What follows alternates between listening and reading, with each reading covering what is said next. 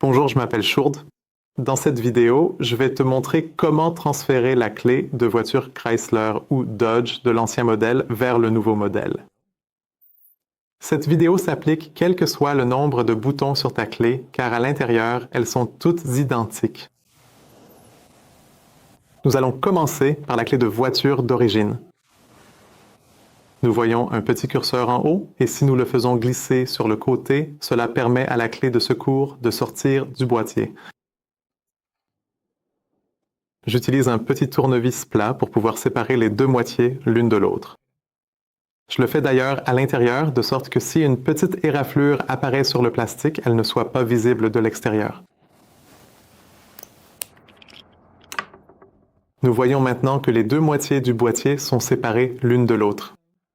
Nous pouvons donc maintenant l'ouvrir délicatement un peu.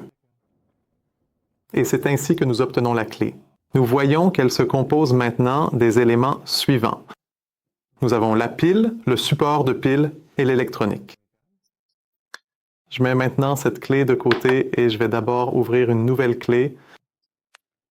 Donc ici aussi, je pousse à nouveau le petit curseur sur le côté. Et je retire la clé de secours. Je la retourne à nouveau. Et à l'aide d'un petit tournevis, j'ouvre la moitié.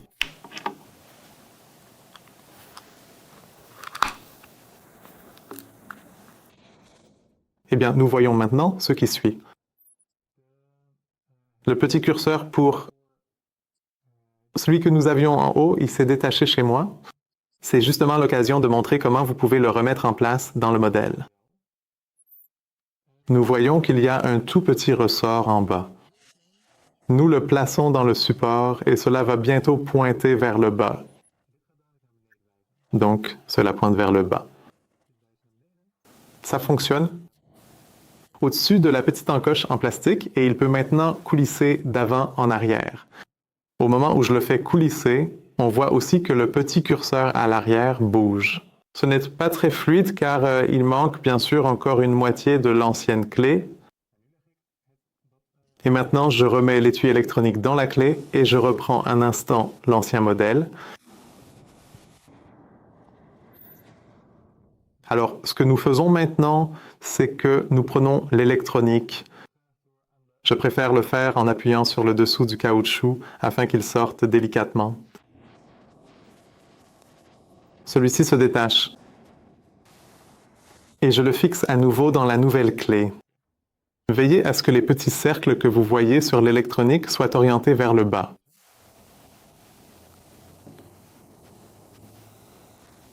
Assurez-vous que tous les bords de l'électronique s'insèrent bien dans le caoutchouc. Celle-ci peut être remise en place. Ensuite, nous prenons également l'autre moitié pour la pile. Vous pouvez aussi choisir de mettre une nouvelle pile à ce moment-là. Il s'agit d'une pile bouton 20032. À l'intérieur. Nous la faisons glisser dans le boîtier à côté du support de pile. Assurez-vous que le texte soit orienté vers le bas, ainsi vous êtes certain qu'elle est bien positionnée. Et enfin, nous le retournons. Nous refermons ensuite l'ensemble en le clipsant. Cela peut parfois être un petit défi car un peu de caoutchouc peut se coincer entre les boîtiers. Parfois, il faut donc rouvrir le boîtier pour ajuster cela.